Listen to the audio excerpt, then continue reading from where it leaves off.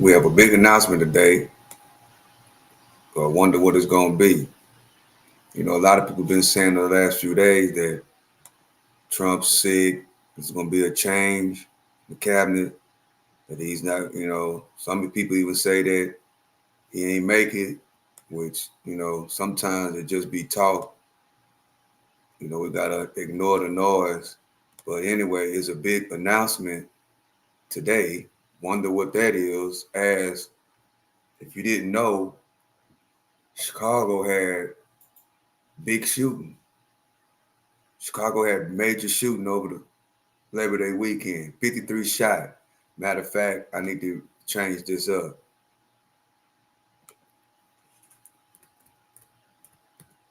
To shot.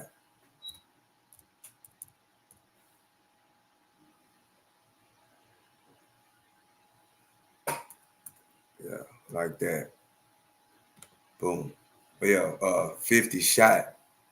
Over 50. And as if you've been checking out Chicago for a while, or you haven't, mostly all these holidays, particularly 4th of July, there are always big shootings. Like these big mass shootings in Chicago seem like it's every holiday, particularly 4th of July. But this 4th of July, I don't recall no shootings in Chicago. But guess what? Labor Day, over this Labor Day weekend, 50 shootings. As the mayor of Chicago and this governor of Chicago cracked down on Trump sending troops to the cities, to help out with the crime. So as we check this out, appreciate y'all for joining me. I'm your host, the one on the Stock Sniper. As we check this out, the stock market, we're going to share this as of right now, is particularly down this morning. There's a lot of people been hitting me up, saying I haven't been showing my day, doing my day trades lately. And it's because we need to focus on long term, right? Everybody's not into day trading. If you want to check out my day trading, then you got to become a member of the channel, until I get back to doing it live. But, a lot of people, and my focus is long term. Day trading is not for everybody, so that's the reason why I kind of switched a little bit. I am still day trading, but I'm focused on long term and trying to get into a certain mindset and trying to get the viewers into a certain mindset, and I'm doing my day trading on the back end. So let's just check out what's going on right now. I'll go over, my thoughts and a couple of things that I'm thinking about, but I'm focused on other things right now, if that makes sense. So I appreciate y'all for joining me. I am your host, the one only Stock Sniper. And of course, if you do not know, this is the best chat room on YouTube. So I'm trying to get everything together.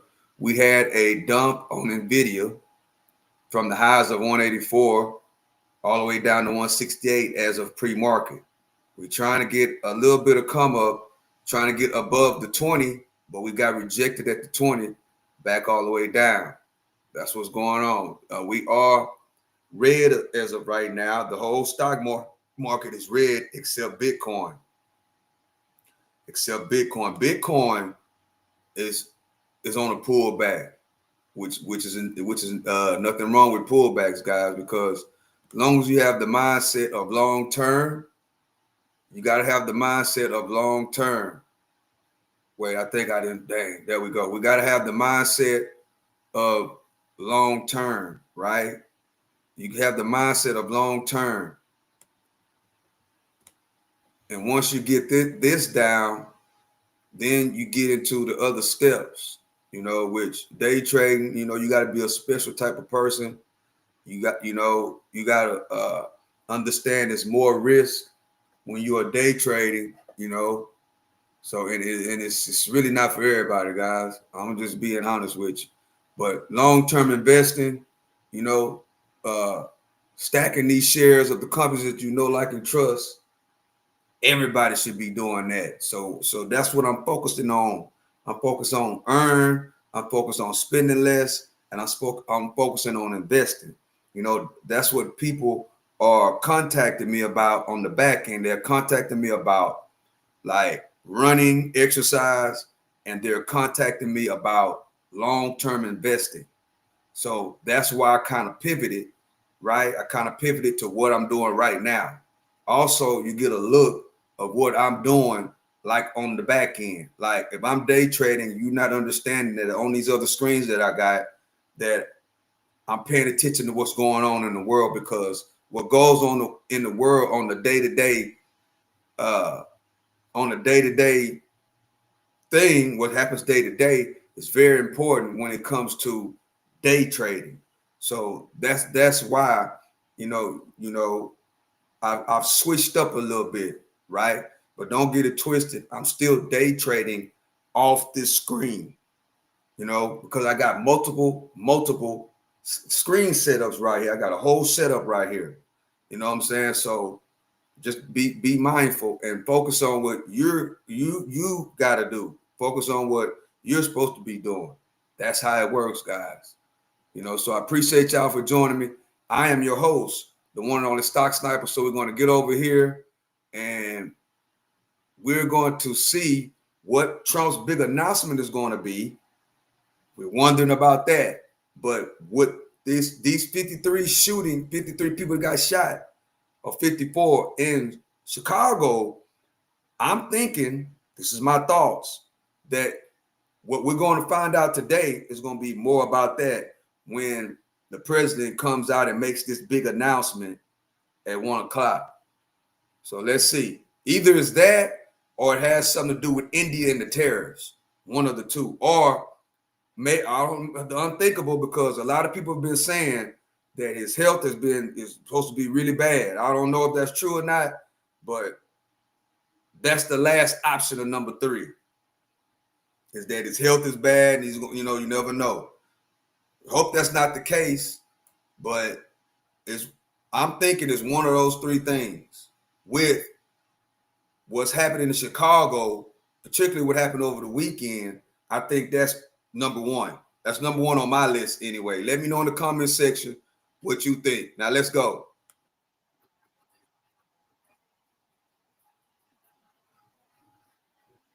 Uh-oh. Hold on, guys. I messed up. In its latest move to expand the federal law enforcement presence in major Democratic-run cities. A lot to break down, so we want to check in now with Fox 32 Chicago's Joni Lum for the latest on this development. Joni, always a pleasure. Good morning to you. Good morning. Well, maybe you heard about the weekend in Chicago, gun violence, the numbers really disturbing, and public safety definitely a priority in Chicago. But thousands of Chicagoans have made it clear they are against having the National Guard on patrol here. Demonstrators marched at the Haymarket Memorial. That's the place, the birthplace of the labor movement here in Chicago. They were protesting President Trump's threats to send the National Guard to Chicago to curb crime. The Labor Day weekend was marked with gun violence. 8 people killed, more than 50 shot in Chicago. That includes 2 mass shootings. That's when there are 4 or more victims. In response, President Trump posted a message on his Truth Social account. It was, quote, "He better straighten it out fast or we're coming." That's referring to Illinois Governor J.B. Pritzker. There's been no official alert that the military is being deployed here, but the governor and Chicago Mayor Brandon Johnson are resisting. If Trump and the federal government is actually serious about driving violence down in the city of Chicago, why would he withhold over $800 million for violence prevention?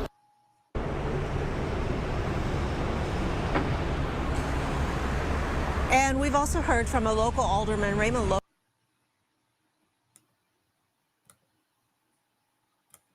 Some new details now on a violent Labor Day weekend in the city of Chicago. Since Friday night, 54 people have been shot, 7 people killed. The youngest victim, just 14. Sadly, shootings are up from last year's Labor Day when 42 people were shot, 10 people were killed, according to the Sun-Times. All this amid the president's threats to send in the National Guard to crack down on crime, even as city leaders say crime is down. This evening, NBC5's V. Wynn spoke with violence prevention groups who are now urging neighbors to step in and to help break the cycle.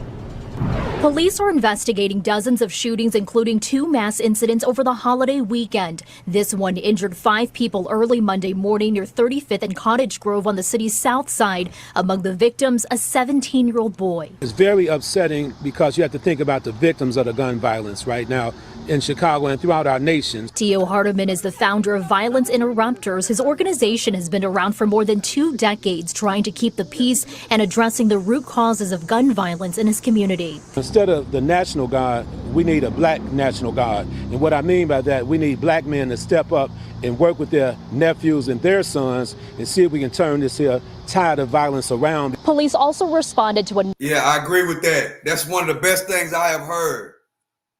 We need they need, which is going to be very difficult because a lot of these uncles and stuff act just like these youngsters.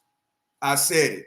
I agree with what he just said. We need the uncles, the daddies to intervene and get in and actually try to help these youngsters. But it's almost impossible, guys. Straight up, because either you down with them or you not. If you're not down with them, they're not going to listen to what you got to say. That's what's happening right now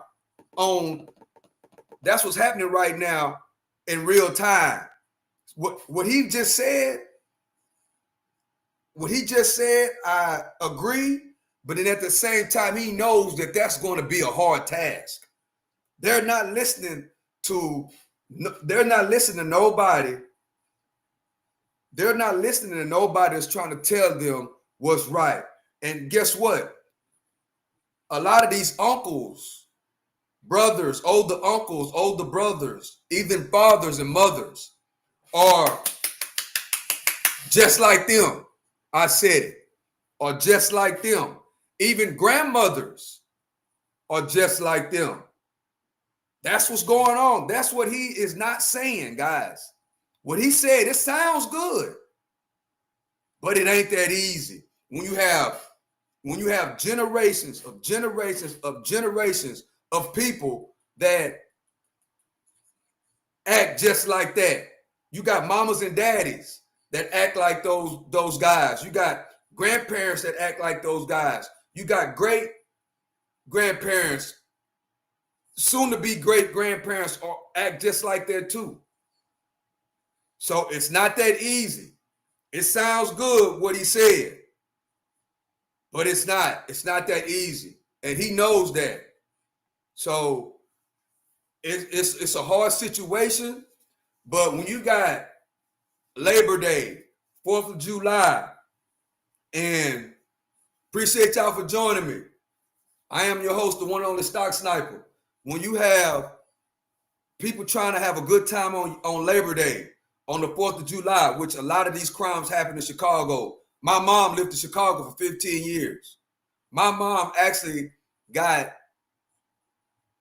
is a victim of some of the stuff that happened out there as an elder. So I'm speaking from firsthand when it comes to the Chicago stuff. So, and then as we see, it's younger guys that are getting shot, guys. 17 years old, 16, 15, 18, 21, 22. And this has not just started.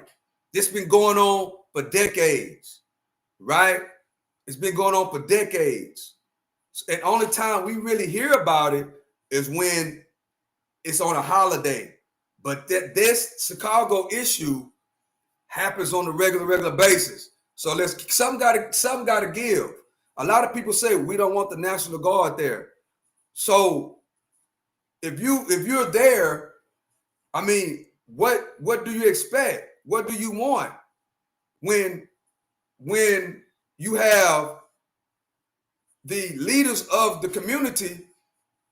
If you're looking at it on the outside, it sounds like they are defending what they're doing, what these guys are doing in Chicago, because that guy that just spoke, just like I know what's going on the ground, he knows what's going on the ground too. Hey, what's up, Tim? How you doing, bro? He knows what's going on the ground too. So let's keep on going.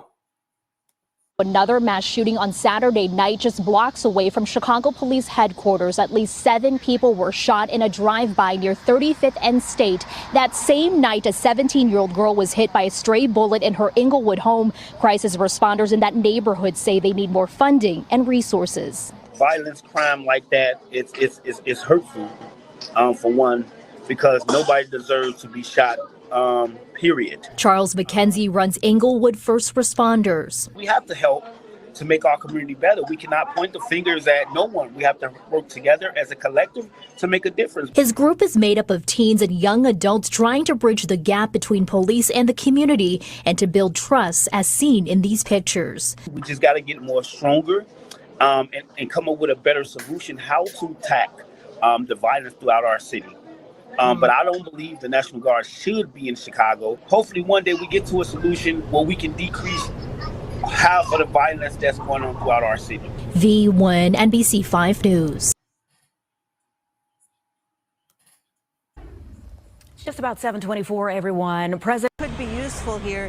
He believes that the National Guard could keep an eye on some of the tourist destinations, the shopping district, while the police who are already there would be able to focus on the neighborhoods. We are downtown near the federal buildings because this morning there's a group of military veterans and also attorneys who say that deploying the National Guard here would be illegal. This group includes some National Guard. What's up, chat? What's up, chat? I hope y'all having a great morning. What's up, Proof? Oh, appreciate you for joining. Marky Mar, appreciate y'all for joining me. What's up, chat? Good morning, good morning, good morning. I hope y'all had a great Labor Day weekend. It's been all good over here on my end. Appreciate y'all for joining me. I am your host, the one and only Stock Sniper. And we're waiting to see Trump's big announcement. Today at 1 o'clock, a big announcement. We're trying to figure out what it is. Appreciate y'all for joining me. Hope y'all having a great morning. Let's keep going. Guard veterans who say this is not the appropriate use of the National Guard. So another demonstration in downtown Chicago over this issue. Reporting live, I'm Joni Lum. Now back to you. All right, a lot going on in the Windy City, and it's only Tuesday. Joni, thank you so much for the detailed breakdown. You and your team have a great rest of your day. Thanks for having us. Thank you. And as we further discuss this top story, again, giving you a live.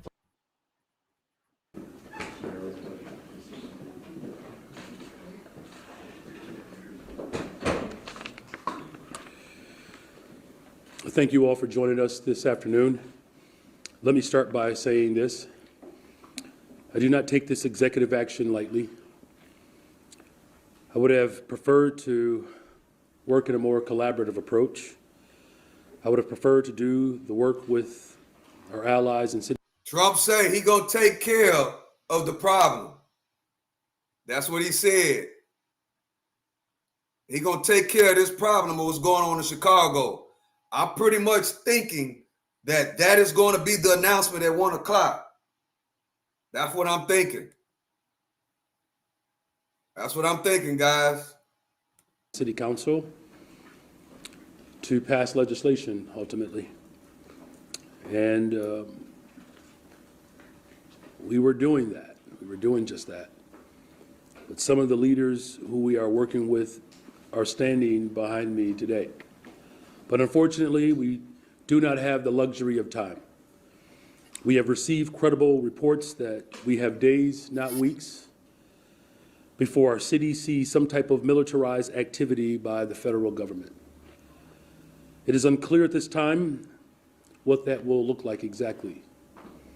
We may see militarized immigration enforcement. We may also see National Guard troops.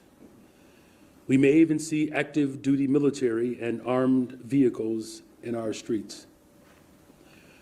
We have not called for this. Our people have not asked for this.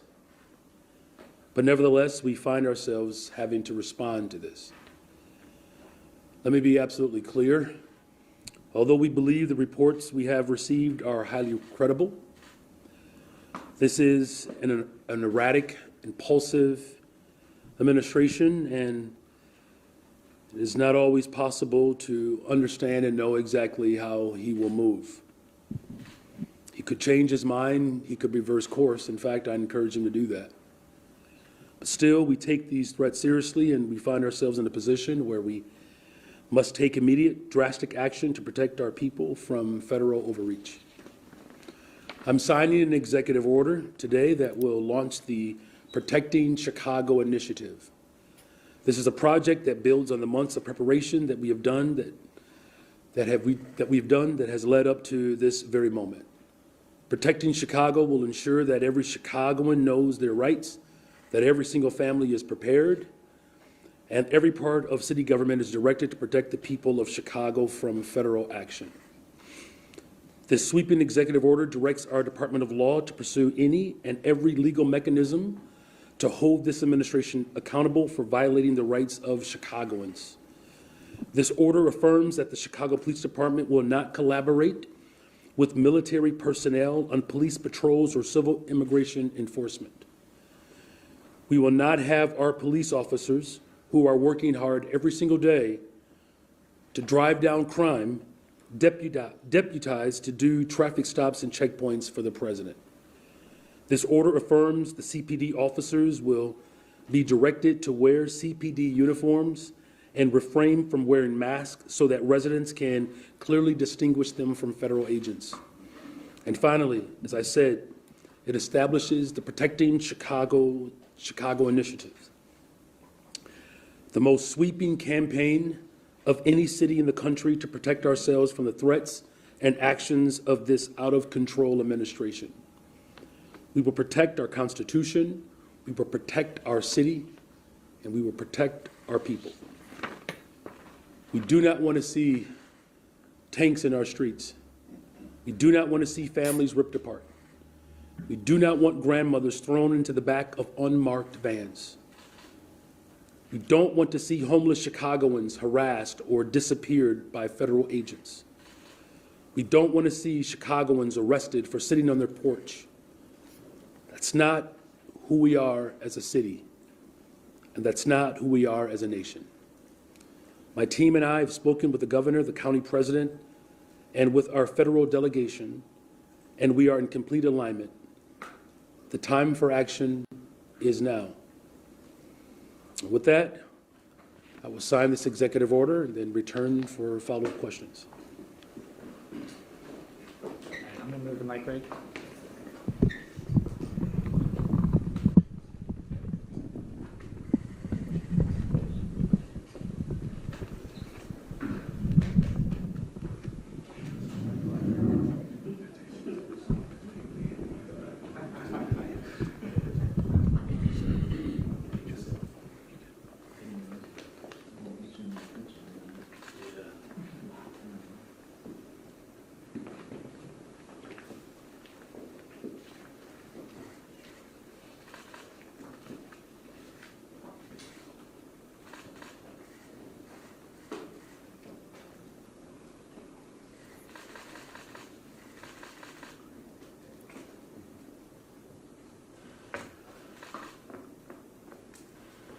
Vishon? Oh, you want me to stand? Yeah, and hold it up. Vishon, on you. Let's get as close as we can on the side over there, please. Everybody over there, stay down.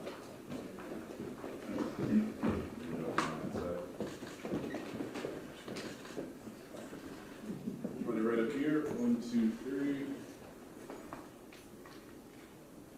Okay.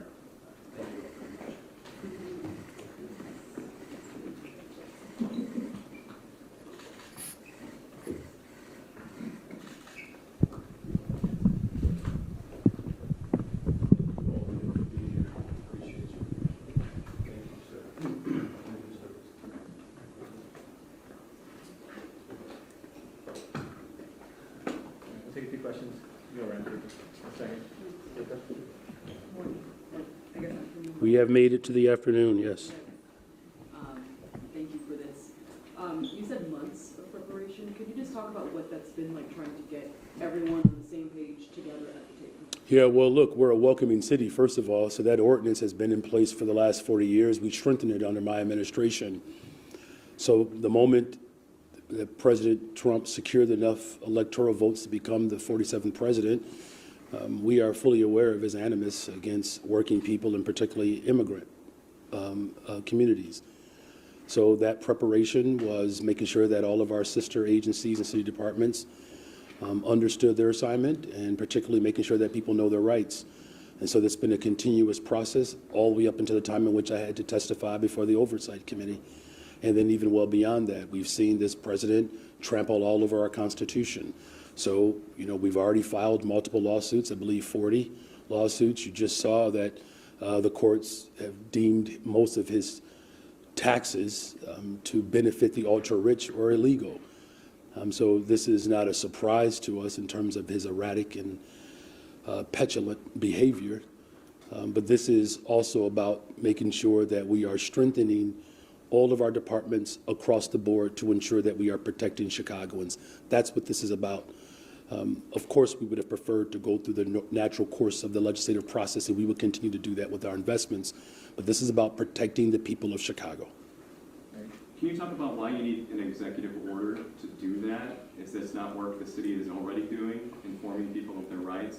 What does this executive order actually do? Well, one of the things that it does is it ensures that there's a clear distinction between our local police department and federal agents. It gives a very clear directive, but it also gives very specific directives to our law department to make specific FOIA requests, so that if there's any immigration enforcement that's happening in our city, we have to know about it. Just back in June 4th, there was an entire operation in our city that the federal government didn't disclose. This is about uncovering the truth.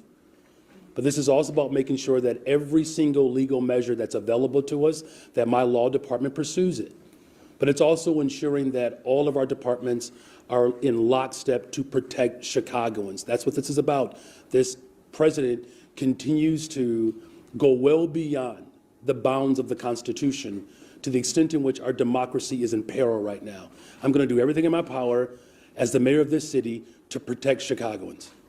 How important do you think it is to be ahead of this before any federal agents are in Chicago to make sure that CPD and federal law enforcement know how to work together? And there's a lot of coordination that happens between those two, and I think this is a step forward, correct, to make sure that you're taking out federal agents from the shadows and defining what we expect. Well, look, you framed it quite well, and quite frankly, the reason why this executive order is so paramount is because even though we know that this president is behaving outside of the bounds of the Constitution, it hasn't stopped him, but it stops in Chicago. And so this is about making a very clear distinction between what our law enforcement engages in versus what federal agents engage in. Because look, we have collaborated before, particularly getting guns off the streets of Chicago, the trafficking of drugs, the trafficking of human beings across this country.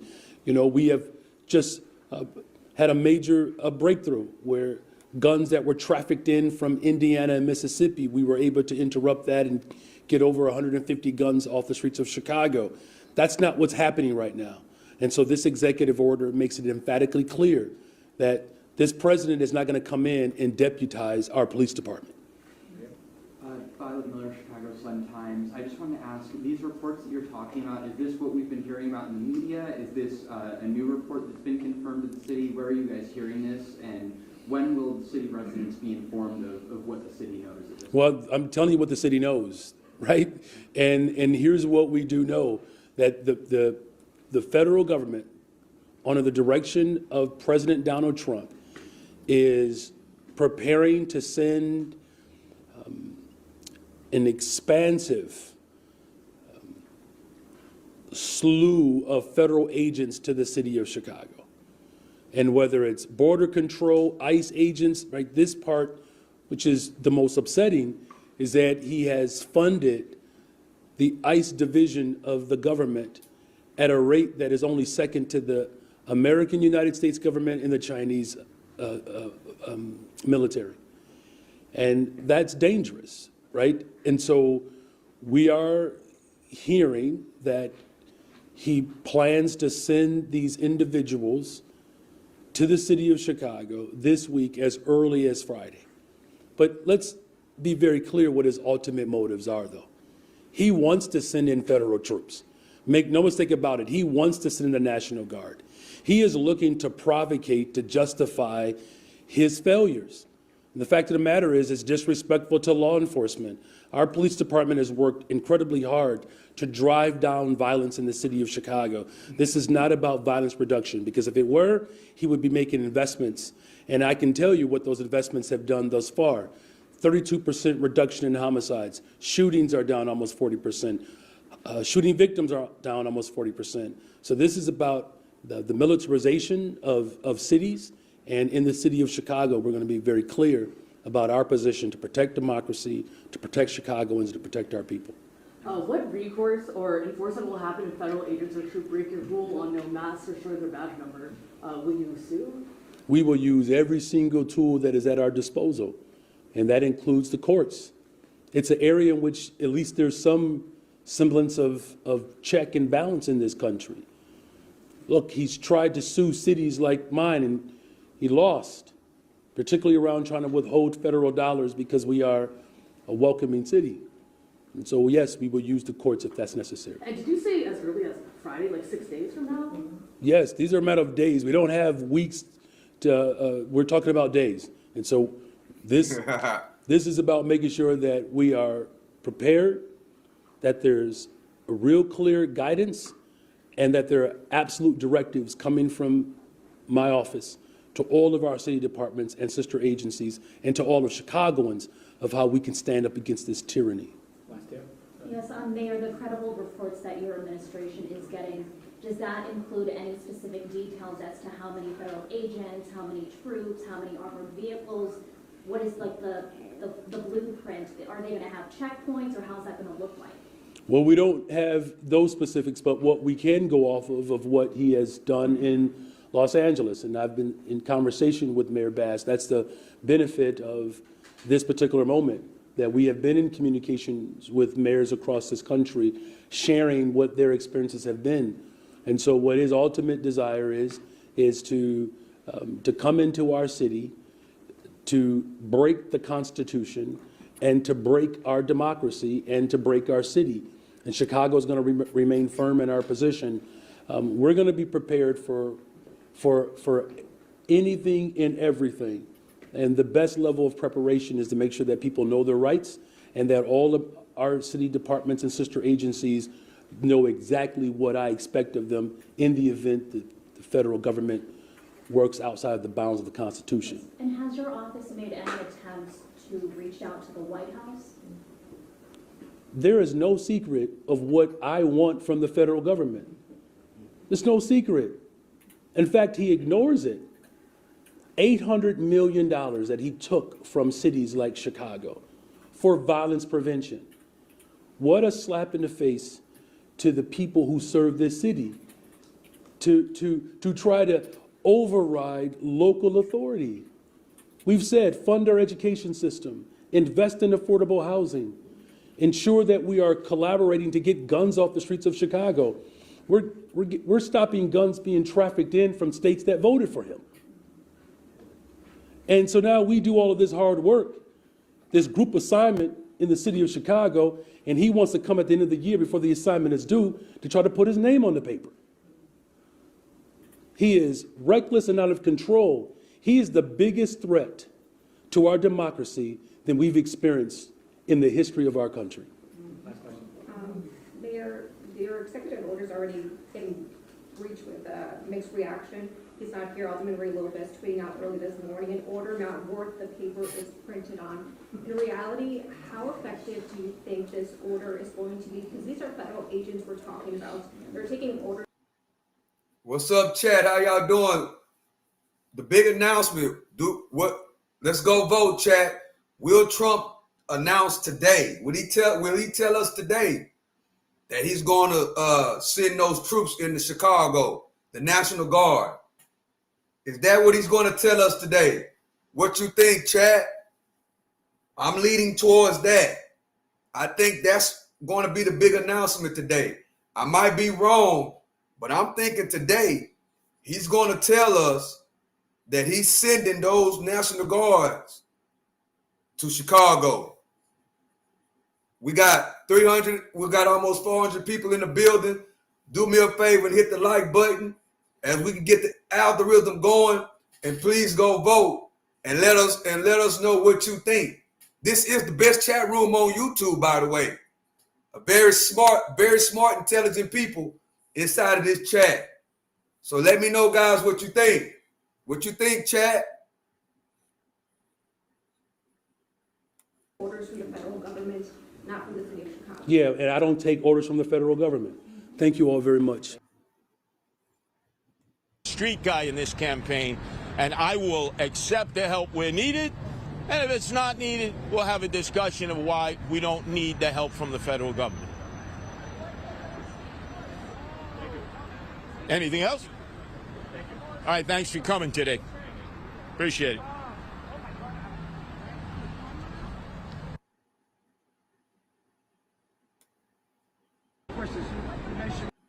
Cuomo is not dropped in 1979. And what would happen? Imagine people who they have two sort of drones, and then of course, as a candidate, troops in Chicago. Now that we're in the final sprint, the final 2 months, I return to Crown Heights. It's very nostalgic to me. I've been in the parade, West Indian Day Parade with the Guardian Angels for many years. Yesterday, I was afforded for the first time as a candidate for mayor to speak at the breakfast. As most people know, it's all Democrats. Marching the parade as a candidate, not as leader of the Guardian Angels. We were well received by the crowd. And then to see what tragically is symbolic of the parade over the years, and that is the gun violence. 6 shot in total, 1 slashed. And towards the end of the parade, it's always the end of the parade. And I can tell you from my experiences that predate, go all the way back before the parade was transferred from Manhattan to Crown Heights here.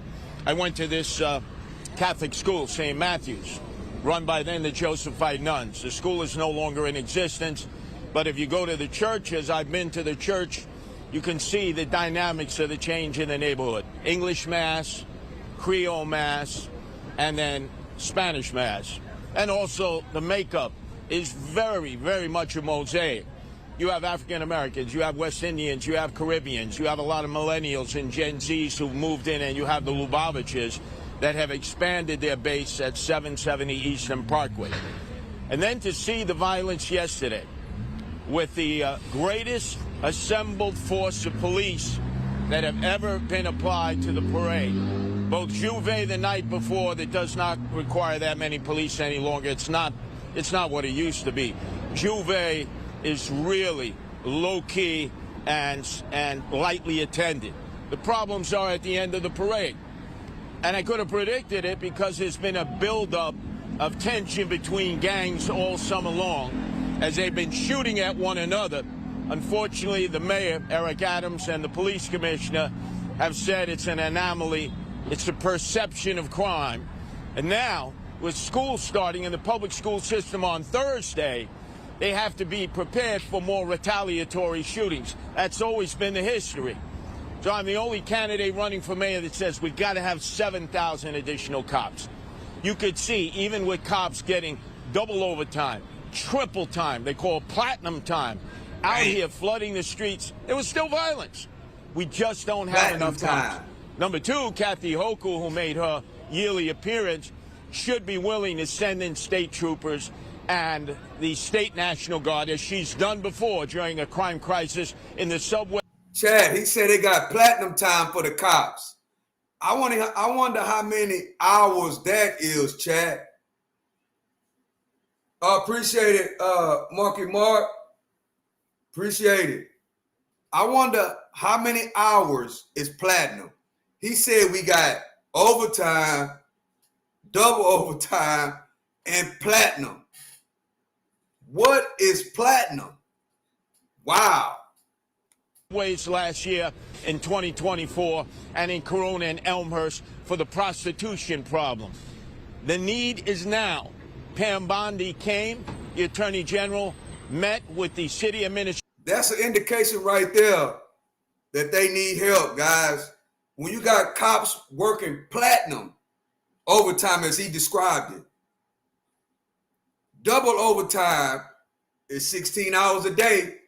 And we know if I'm wrong, Chad, but double overtime would be 16 hours a day shifts. Platinum is outrageous. They need, and I think that's New York. They need 9,000 cops, guys. They are 9,000 cops short. If that's not telling you that they need help, I don't know what is. I don't know what is. Platinum overtime. That is off the chain, guys. Cops are being overworked. That's not good for anybody's mental health. That's not good for anybody's mental health. For a cop to be working, for anybody to be working platinum overtime. Whatever that means, I don't know what that means. I don't know what platinum means. I don't know. I never heard of that. I never heard that before. That's a lot. Administration offered help. The city said, we don't need any help. We're the safest big city in America. You'd never know that over the weekend. Now, obviously, if they're comparing themselves to Chicago, 52 shot, 7 dead, I understand that. But we need all the help we can get. And the other candidates, well, you had Andrew Cuomo. He came late, he left early, and as soon as he left, his supporters left. But he's no cash bail Andy, no cash bail Andrew Cuomo that has led to this unbelievable crime epidemic that we're going through in the city. And he thinks he's going to rescue us. And then, of course, there's Zohran Mamdani, who will not address the law and order crime issue. He was asked yesterday again in the course of the parade as he jumped from float to float. What is your plan, Zohran? You claim you don't want to arrest for misdemeanors. You don't want to hire more cops. You don't want to put people in jail. And he's yet to come out with a plan to say what is an arrestable offense in the Zohran administration. And then we get a precursor as Bill de Blasio, the worst mayor in my lifetime, has fully embraced Zohran Mamdani's bid to become mayor. Zohran will be Bill de Blasio on steroids. Whereas Bill de Blasio only gave us a half a day work, Zohran is the Energizer Bunny. He's here, he's there, he's everywhere. He barely goes to sleep. So we can expect Bill de Blasio in triplicate if Zohran Mamdani becomes mayor. So it's clear now, law and order, public safety are on the minds of the voters with 2 months left. Eric Adams has failed in his capacity as a mayor by bamboozling us and then suggesting that there be a gang summit at Gracie Mansion. As he said, let's get all the trigger pullers to come in. Trigger puller are any of those guys yesterday who shot their victims. That means they've earned the designation in a gang to be a trigger puller. You either had to shoot somebody or you had to kill somebody. And he wants them to come in at Gracie Mansion. That will just embolden them more, put them up on a pedestal. Curtis Lee was the only candidate for mayor who says, identify them. If they've committed a crime, arrest them, prosecute them, and put them on Rikers Island. Put them in jail. We're in a city where we lock up toothpaste and we don't lock up criminals. Remember, there was a precursor last year. There was a shooting that went unresolved. It is yet to be resolved, where about half dozen people were shot towards the end of the parade. So I say, as the law and order candidate, as the only one who's talking about hiring more police and giving them the powers to clamp down on the gang violence, where are the 1,000 cops that were promised to the Bronx? That was all throughout the Bronx last night.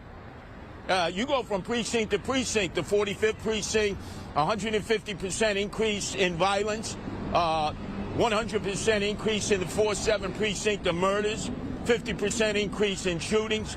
I've asked the police there, have you seen the additional cops that Eric Adams, the mayor, promised last week? And the police commissioner, they haven't seen anything. So if you don't have the men and women, which you don't, it's only 32,500, you appeal to the governor. She's come to the rescue of the city before by sending in state troopers into Corona East Elmhurst.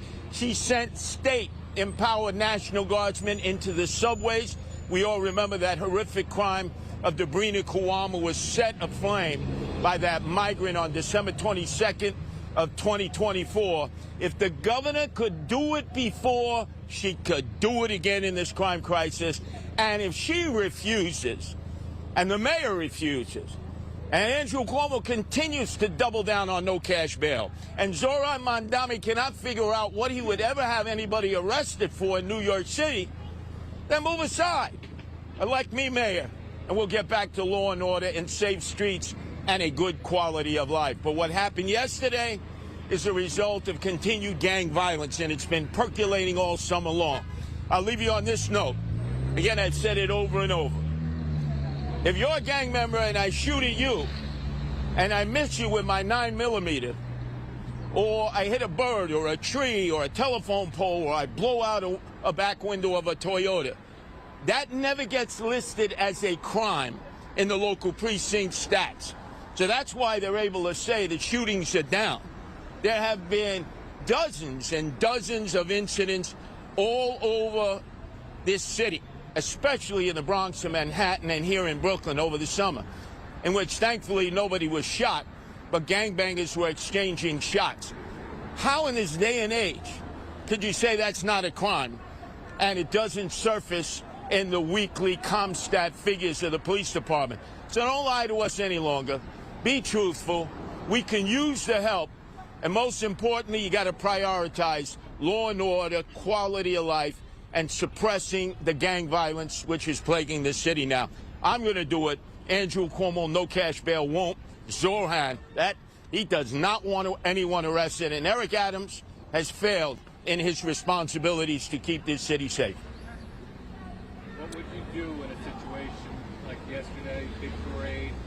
What would you do to be able to stop something like this from happening? Well, hey, number one, before the parade ever took place, there was press conference after press conference, the mayor, the police commissioner, and I saw them. The helicopters, saw the drones, was out for Juve, saw there were like 10 police officers overnight for every one citizen. Juve is not what it used to be.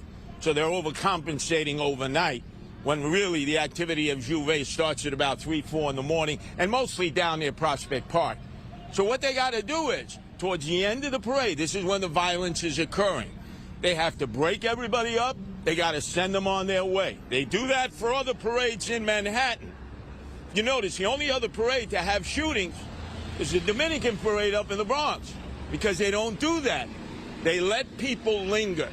And when gang members linger, that's when they want to settle their beefs. What they do here in Crown Heights along Eastern Parkway is they wear the flag of the designated country of origin. So let's say you were from the Bahamas, or Trinidad and Tobago, or Jamaica. You have the flag around your neck. When your general, who is your gang leader, says flags up, and you put it over your face, then you know it's like locusts through the cornfield. They're going after their prey, and their prey are gangbangers that they want to settle their disputes with. And without having all the data, but knowing somewhat of it and talking to cops, this is just a continuation of gang violence that percolated to the surface over the summer. The administration never prioritized it because they were too busy with the propaganda, the perception of crime. They have 2 gun suppression units in the police department. You need both of them in the Bronx right now. One north of the Cross Bronx Expressway, one in the South Bronx south of it. And you certainly need a few gun suppression units in Brooklyn. So stop the nonsense, stop the propaganda, admit we have a problem, and let's use every resource that we can to resolve it before school starts on Thursday. And then there is a continuation of that. What I would do is load up towards the end of the parade. By about 2 o'clock in the afternoon, the politicians have fulfilled their responsibilities. The religious groups, the secular organizations, the fraternities and sororities, the unions, the schools, they've all paraded by. There's never any violence. And then at about 3 o'clock in the afternoon, it gets ominous, because that's when the big tractor trailers come through, booming their music, and a lot of the gangbangers respond at that point. And the police are never given the instruction, shut it down, 5 o'clock. Everybody move on your way. The parade is over. Thank God the festivities were in full effect, but it's time to go home. It's no longer time to hang out on Eastern Parkway. They refuse to do it like they refuse to do it for the Dominican parade up in the Bronx down the Grand Concourse. Notice, it's in the outer boroughs. Why are there separate rules in the outer boroughs when you're on 5th Avenue or you're on 6th Avenue and you're having your ethnic parade? They shut it down at a particular time. Everybody goes on their way. Rarely, if ever, is there violence any longer, which used to plague some of the parades years ago. So why not use Manhattan standards of when there are ethnic parades and parades celebrating your heritage? Shut them down, 5 o'clock. Everybody must go on their way. The big difference is this is a residential area where the people are generally going. There's a big difference between that and Manhattan. Well, not really, because if you go along Manhattan on 5th Avenue and you go right on up to Harlem. But are those people going to the parade on 5th Avenue and 45th Street, they don't live in Manhattan. That's what I'm saying. These people live. Yeah, but you're making the assumption that it's people here who are responsible for the violence. I'm telling you from what I know that it's people who came here specifically to settle their gang disputes with the order from the generals, flags up. Now you integrate into the crowd and then you find your target and then the bullets are flying. Remember, there were multiple shootings. Last week you criticized Mandami for planning a scavenger hunt while you were in the Bronx saying, oh, the streets are clean. Now, today, Mandami is getting a lot of endorsements from Bronx people. From the Bronx, correct. Today he's getting it. Yeah. So what do you say? Well, today you are correct. He's getting the endorsement of some of the key Democrats in the Bronx County, especially Darcel Clark, who's the Alvin Bragg, the female version of Alvin Bragg. Cut them all loose in the Bronx. She's partly responsible for the violent problems that they have there. I would ask each and every one of those who are publicly endorsing him today from the Bronx Democratic Party, do you want social workers to deal with these gang problems that are plaguing your borough? Because that's what Zohran Mamdani wants. He wants social workers. He does not want additional cops. I want additional cops. I've been in all those precincts weeks before, spreading the alarm that there's gang violence and blood flowing through the streets of the Bronx. And the answer of the mayor is a gang summit rewarding them in Gracie Mansion. And what would happen, imagine, if a known gangbanger with a warrant were to come into Gracie Mansion and some of the DTs, detectives, who are on the case see him and want to arrest him because obviously they have him at point of entry. You realize he would be granted immunity like a UN delegate is in New York City when they commit a crime.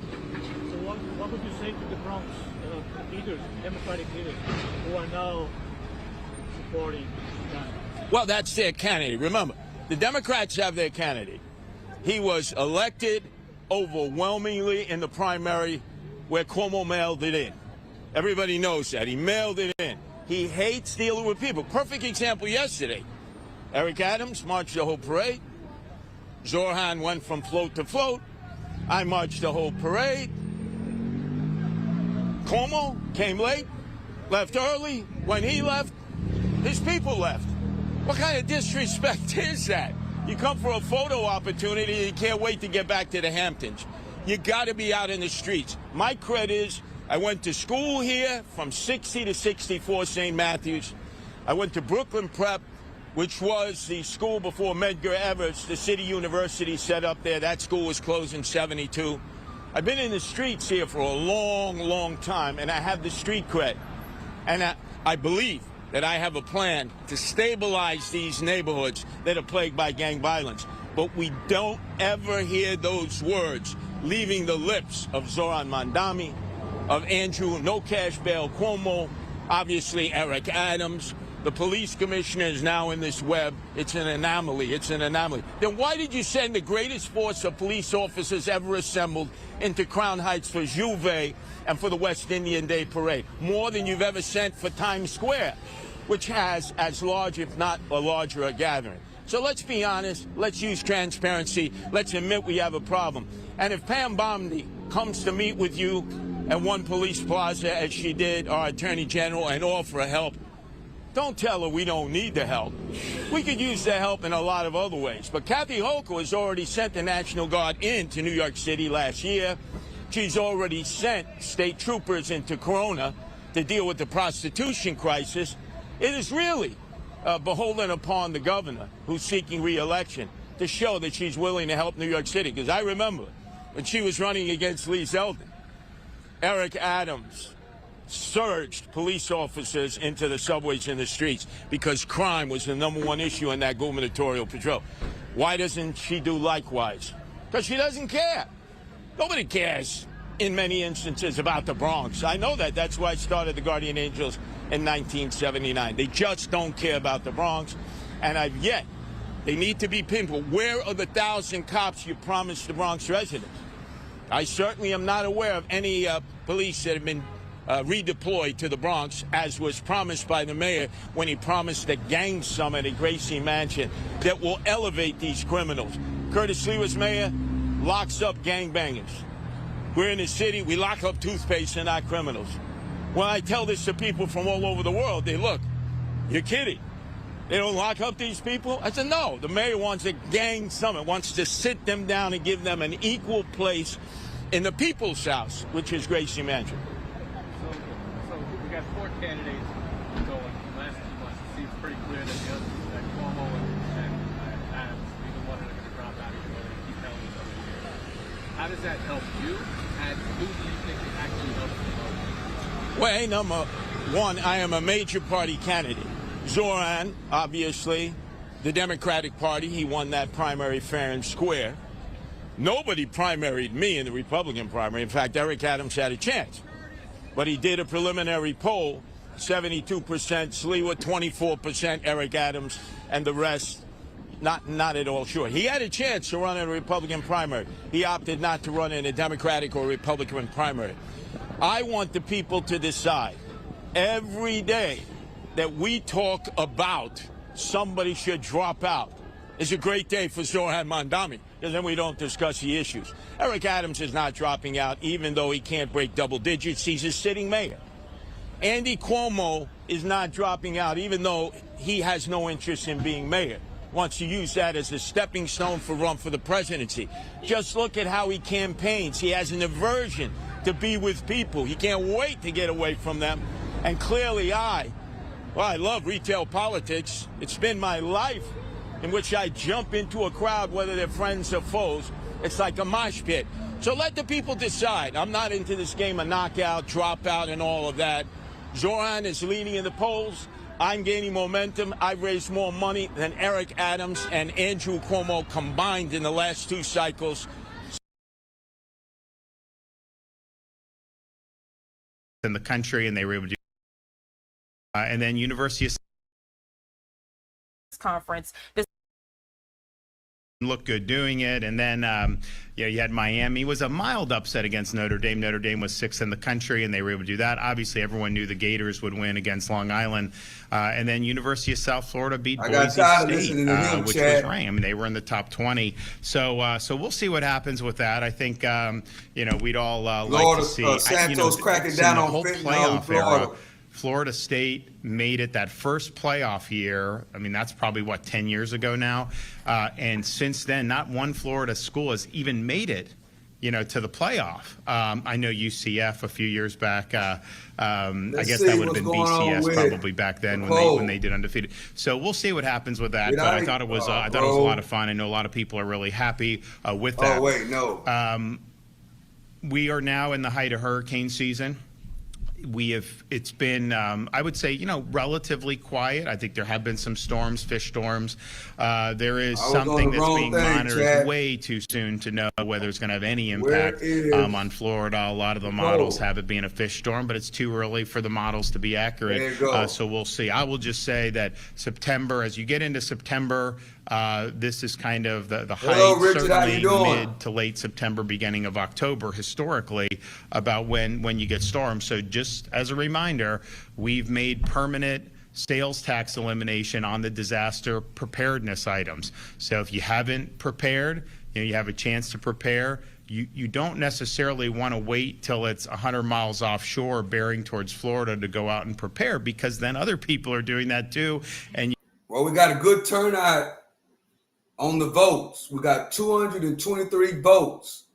66% of the people think that Trump is going to tell us today that they're going to run up in Chicago. Hey, what's up, H-Town? Richard, appreciate you for joining me. 66% says yes, 34% says no. So if you're just now entering the chat, please vote. What do you think? Will Trump, big announcement at 1 o'clock. Big announcement at 1 o'clock. 2 p.m. Eastern. Trump is going to tell us today something. And we're wanting to know, what do y'all think?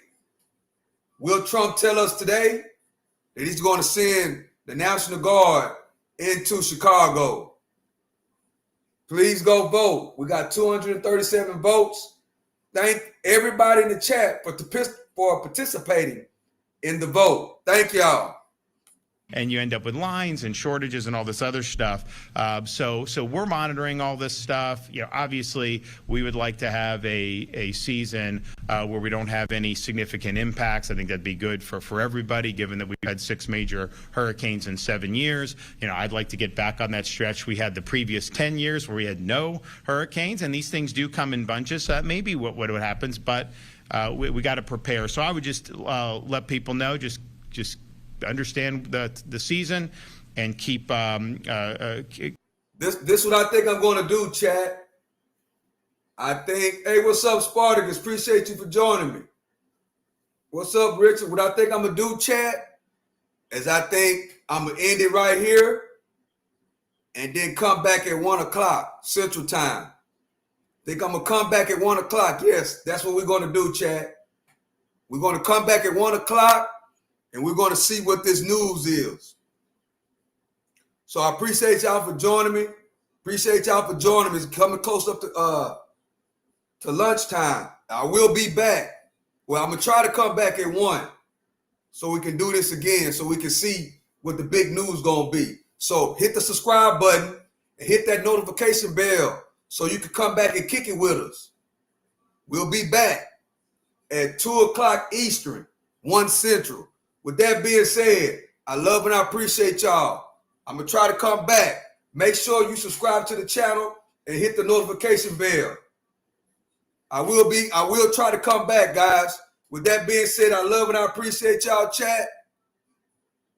I'll try to come back. With that being said, for right now, I'm out.